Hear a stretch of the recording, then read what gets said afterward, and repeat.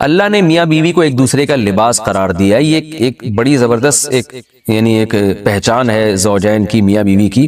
لباس اس لیے کہ لباس کا کام ہوتا ہے آپ کے ان اعضاء کو چھپانا جو آپ کے لیے ضروری تو ہیں لیکن آپ دنیا کے سامنے اس کو دکھانا نہیں چاہتے، وہ آپ کی بے عزتی کا ذریعہ بنتے ہیں. تو اللہ تعالیٰ نے مرد میں بھی سیکشول ڈیزائرز رکھی ہیں، عورت میں بھی سیکشول ڈیزائرز رکھی ہیں، اور یہ ڈیزائرز انسان کی فطرت ہیں. لیکن فطرت کے باوجود کوئی بھی ان چیزوں کو نمایاں نہیں کرنا چاہتا. یعنی جیسے آپ نے جانور دیکھے ہوں گے، وہ کھلے عام اپنی اس خواہش کو پورا کر رہے ہوتے ہیں. تو مرد اور عورت میں اللہ نے یہ خواہش تو رکھی ہے، مگر وہ کوئی بھی یہ نہیں چاہتا شریف آدمی کہ میں اپنی اس خواہش کو اس طرح سے پورا کروں کہ لوگوں کو پتہ چل رہا ہو. اس میں انسان کی بے عزتی ہے، رسوا ہو جاتا ہے. تو اندرون خانہ ہی میاں بیوی ایک دوسرے کی اس خواہش کو پورا کرنے کا ذریعہ بنتے ہیں، اور وہ ایک دوسرے کے ایک ایسی خواہش کو جو ایک عیب سمجھی جاتی ہے دنیا کی نگاہوں میں، اس عیب کو اندرون خانہ پورا کر کے اس کے چھپا دیتے ہیں ان عیبوں کو. اگر وہ میاں بیوی ایک دوسرے کے لیے لباس نہ بنے اور ایک دوسرے کے اس عیب پہ پردہ نہ ڈالیں، یعنی ایک دوسرے کی خواہش کی تکمیل کا ذریعہ نہ بنے، تو اس بات کا امکان ہوتا ہے کہ یہ دونوں مرد بھی اور عورت بھی کسی اور طریقے سے اپنی خواہش پوری کر کے دنیا کے سامنے ذلیل اور رسوا ہو جائیں. ظاہر طوائف خانوں کا رخ کریں گے یا اور کسی طرح سے جو ہے نا زنا کی کوشش کریں گے، تو اس میں آخرت کی رسوائی بھی ہے اور بعض دفعہ دنیا کی رسوائی کا ذریعہ بھی بنتی ہے یہ چیز. رمضان کی راتوں میں الرفث الی نسائکم، اپنی عورتوں کی طرف بے پردہ ہو کے جانا یا بے لباس ہونا. ہن لباس لکم، وہ عورتیں یعنی تمہاری بیویاں تمہارا لباس ہیں، وانتم لباس لہن، اور تم ان کا لباس ہو. جب اسلام میں روزے فرض ہوئے تو حکم یہ تھا کہ افطاری کرنے کے بعد، جب آپ غروب آفتاب کے بعد افطاری کرتے ہیں نا، تو افطاری کرنے کے بعد جب تک آپ دوبارہ سو نہیں جاتے اس وقت تک آپ کو کھانے پینے کی اجازت ہے. اس وقت تک آپ کو کھانے پینے کی اجازت ہے. ایک بات، جیسے ہی آپ کی آنکھ لگ گئی دوبارہ اٹھے تو بس اب کھانا پینا آپ پر دوبارہ کیا ہو گیا؟ حرام ہو گیا، یعنی روزہ آپ کا شروع ہو گیا. ایک حکم تو یہ تھا. دوسرا یہ تھا کہ جیسے روزے کی حالت میں زوجہ سے ہم بستری کی اجازت نہیں تھی، اسی طرح رمضان کی راتوں میں بھی زوجہ کے قریب جانے کی اجازت نہیں تھی، اور اس پر کفارہ تھا کہ 60 روزے مسلسل رکھنے پڑیں گے آپ کو. تو بعض صحابہ سے یہ کوتاہی ہو گئی. ایک صحابی رسول اللہ صلی اللہ علیہ وسلم کے پاس ہے، بڑا دلچسپ واقعہ ہے. ان سے رمضان کی رات میں اپنی زوجہ سے ہم بستری ہو گئی، تو آپ صلی اللہ علیہ وسلم نے فرمایا وجہ کیا تھی، کیسے ہوا تم سے، کیوں ہو گیا یہ؟ تو انہوں نے فرمایا یا رسول اللہ، میری زوجہ کی پنڈلی میں نے دیکھی، اس پہ نظر پڑی، وہ انہوں نے کہیں اپنا پائنچہ اوپر کیا تو بس میں جو ہے وہ برداشت نہیں ہوا اور مجھ سے جمع ہو گیا. تو آپ صلی اللہ علیہ وسلم مسکرائے اور آپ نے فرمایا کہ 60 روزے رکھو. انہوں نے فرمایا یا رسول اللہ، ایک روزہ نہیں، اتنا مشکل ہے ایک روزہ رکھنا، تو 60 کیسے رکھوں گا؟ آپ نے فرمایا جو ہے 60 مسکینوں کو کھانا کھلاؤ 2 ٹائم کا.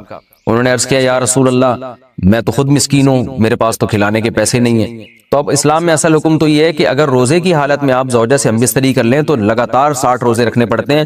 اس کی اگر استطاعت نہیں، یعنی آپ بوڑھے ہیں، بیمار ہیں، تو پھر آپ 60 مسکینوں کو 2 ٹائم کا کھانا کھلائیں گے. اس کی استطاعت نہیں ہے تو اب کچھ نہیں کرنا، ابھی انتظار کرنا ہے کہ جب استطاعت پیدا ہو جائے تو 60 مسکینوں کو کھانا کھلانا ہے آپ نے، ورنہ بیٹھے رہیں آرام سے. لیکن نبی صلی اللہ علیہ وسلم نے ان کی دلجوئی کے لیے اور کہ چلو کچھ تو تھوڑی بہت ان کو سزا ملے، تو آپ صلی اللہ علیہ وسلم نے ان کو حکم دیا کہ اچھا چلو 60 مسکینوں کو کھلا بھی نہیں سکتے، غریب ہو، تو پھر ایسا کرو کہ صحابہ کو حکم دیا. اچھا پھر انہوں نے فرمایا کہ آپ صلی اللہ علیہ وسلم نے فرمایا کہ ٹھیک ہے، صحابہ کو حکم دیا ان کے لیے کچھ چندہ کرو اور ان کو دو تاکہ یہ کسی غریب کو صدقہ کر دیں، کچھ تو تلافی ہو نا جو غلطی ان سے ہوئی ہے. تو صحابہ نے سب نے کچھ چندہ کیا اور ان صحابی کو پکڑایا کہ بھائی مدینہ میں کسی مسکین کو صدقہ کر دو. تو انہوں نے عرض کیا یا رسول اللہ، مجھ سے زیادہ مسکین کو صدقہ کروں میں، یعنی سب سے بڑا مسکین تو میں ہی ہوں. تو آپ صلی اللہ علیہ وسلم ہنس پڑے اور آپ صلی اللہ علیہ وسلم فرمائے جاؤ کھاؤ، ٹھیک ہے نا، کھاؤ اور اپنے اہل و عیال کو کھلاؤ. تو یہ بڑا دل لگی کا معاملہ ہو گیا ان صحابی کے ساتھ. تو لیکن اللہ تعالیٰ نے حکم یہ نازل کیا کہ رمضان کی راتوں میں تمہارے لیے زوجہ کے قریب جانا جائز ہے، اس کی اجازت دے دی اللہ تعالیٰ نے، اور اس کی حکمت بھی بیان کی. علیم اللہ انکم کنتم تختانون انفسکم، اللہ جانتا ہے کہ تم اپنے ذات کے ساتھ خیانت کرو گے، یعنی خیانت ہی ہے نا، اللہ کے حکم کو توڑ دو گے. یہ حکم بہت مشکل ہے، اللہ کو پہلے سے پتہ ہے کہ تم نہیں اس کو فالو کر سکتے، لہذا ہم نے تمہیں چھوٹ دے دی ہے. تو یہ آیت یعنی اس سیاق و سباق میں نازل ہوئی.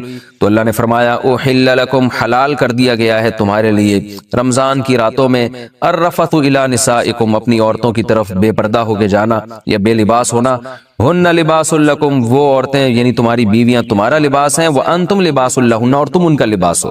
اللہ نے میاں بیوی کو ایک دوسرے کا لباس قرار دیا ہے، یہ ایک بڑی زبردست ایک پہچان ہے زوجین کی، میاں بیوی کی۔ لباس اس لیے کہ لباس کا کام ہوتا ہے آپ کے ان اعضاء کو چھپانا جو آپ کے لیے ضروری تو ہیں لیکن آپ دنیا کے سامنے اس کو دکھانا نہیں چاہتے، وہ آپ کی بے عزتی کا ذریعہ بنتے ہیں۔ تو اللہ تعالیٰ نے مرد میں بھی سیکشول ڈیزائرز رکھی ہیں، عورت میں بھی سیکشول ڈیزائرز رکھی ہیں، اور یہ ڈیزائرز انسان کی فطرت ہیں، لیکن فطرت کے باوجود کوئی بھی ان چیزوں کو نمایاں نہیں کرنا چاہتا۔ یعنی جیسے آپ نے جانور دیکھے ہوں گے، وہ کھلے عام اپنی اس خواہش کو پورا کر رہے ہوتے ہیں، تو مرد اور عورت میں اللہ نے یہ خواہش تو رکھی ہے، مگر وہ کوئی بھی یہ نہیں چاہتا شریف آدمی کہ میں اپنی اس خواہش کو اس طرح سے پورا کروں کہ لوگوں کو پتہ چل رہا ہو۔ اس میں انسان کی بے عزتی ہے، رسوا ہو جاتا ہے۔ تو اندرون خانہ ہی میاں بیوی ایک دوسرے کی اس خواہش کو پورا کرنے کا ذریعہ بنتے ہیں، اور وہ ایک دوسرے کے ایک ایسی خواہش کو جو ایک عیب سمجھی جاتی ہے دنیا کی نگاہوں میں، اس عیب کو اندرون خانہ پورا کر کے اس کے چھپا دیتے ہیں ان عیبوں کو۔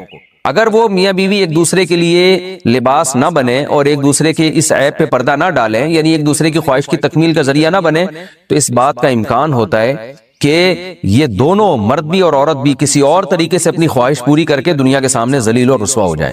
ظاہر طوائف خانوں کا رخ کریں گے یا اور کسی طرح سے جو ہے نا زنا کی کوشش کریں گے، تو اس میں آخرت کی رسوائی بھی ہے اور بعض دفعہ دنیا کی رسوائی کا ذریعہ بھی بنتی ہے یہ چیز۔ تو میاں بیوی اندرون خانہ ہی بند کمرے میں ایک دوسرے کی اس خواہش کو پورا کر کے ایک دوسرے کی خواہش پہ پردہ ڈال دیتے ہیں، بالکل جیسے لباس آپ کے جو جسم کے پوشیدہ اعضاء ہیں ان کو چھپا دیتا ہے۔ تو دو کام کرتا ہے لباس، ایک تو یہ کہ آپ کے جسم کے جو پوشیدہ اعضاء ہیں ان کو چھپا بھی دے گا، اور دوسرا لباس زینت کا کام بھی کرتا ہے۔ جب آپ لباس پہن کے باہر نکلتے ہیں تو اور اچھے بھی لگتے ہیں۔ تو اللہ تعالیٰ نے ایسا ایک انتظام کیا، میاں بیوی کو ایک دوسرے کے لیے ایسا بنایا کہ ایک دوسرے کی خواہش کو اندرون خانہ ہی یہ پورا بھی کر دیتے ہیں اور زینت کا ذریعہ بھی بنتے ہیں۔ جب میاں بیوی باہر نکلتے ہیں تو لوگ تعارف کروا رہے ہوتے ہیں نا کہ شادی شدہ آدمی ہے، پارکوں میں لکھا ہوتا ہے فیملی کے بغیر الاؤ نہیں، ان کو پتا ہے جو فیملی کے بغیر ہوتا ہے وہ قابل عزت نہیں ہوتا، فیملی والا آدمی قابل عزت ہوتا ہے۔ تو وہ زینت کا ذریعہ بھی بنتے ہیں کہ بھائی شادی شدہ آدمی ہے، بال بچوں دار آدمی ہے، بال بچوں والا آدمی ہے، تو زینت اس لحاظ سے بھی کہ لوگوں کو اس سے خطرہ بھی کم ہوتا ہے، وہ ایسی اوباش لڑکوں جیسی حرکتیں بھی یعنی حرکتیں بھی نہیں کرتا، اور زنا سے بھی بچ جاتا ہے وہ، تو اس لحاظ سے بھی لوگوں کو اس سے خطرہ نہیں ہوتا۔ تو ہر لحاظ سے ایک دوسرے کی زینت کا ذریعہ بنتے ہیں اور ایک دوسرے کی عیبوں پہ پردہ ڈالنے کا ذریعہ بنتے ہیں۔ تو یہ ایک اللہ تعالیٰ نے پہچان کروائی ہے، اور اس میں اللہ نے عورت کا ذکر پہلے کیا، مرد کا بعد میں کیا، اس میں کیا حکمتیں ہیں، یہ ایک لمبا ٹاپک ہے، میں بیانات میں ذکر کر چکا ہوں، پھر تفسیر میں اس طرح کی باتیں ہوں گی تو بہت لمبی تفسیر ہو جائے گی۔ آگے اللہ نے فرمایا علیم اللہ انکم کنتم تختانون انفسکم، اللہ کو پتا ہے تم اپنے نفس کے ساتھ خیانت کرو گے۔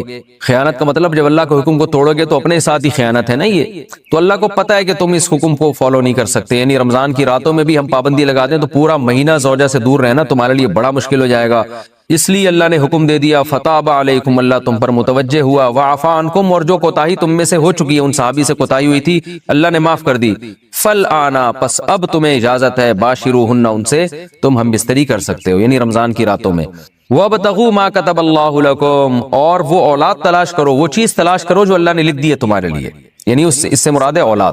تو اب یعنی زوجہ کے قریب اس نیت سے جاؤ کہ تمہیں اولاد ملے۔ تو یہاں بھی کچھ باتیں، پہلی سوال یہ پیدا ہوتا ہے کہ جب اللہ نے اس حکم کو منسوخ ہی کرنا تھا، اللہ تعالیٰ نے رمضان کی راتوں میں زوجہ سے ہم بستری کی اجازت دینی ہی تھی، تو پھر پہلے پابندی کیوں لگائی؟ جب منسوخ ہی کرنا تھا تو مشرکین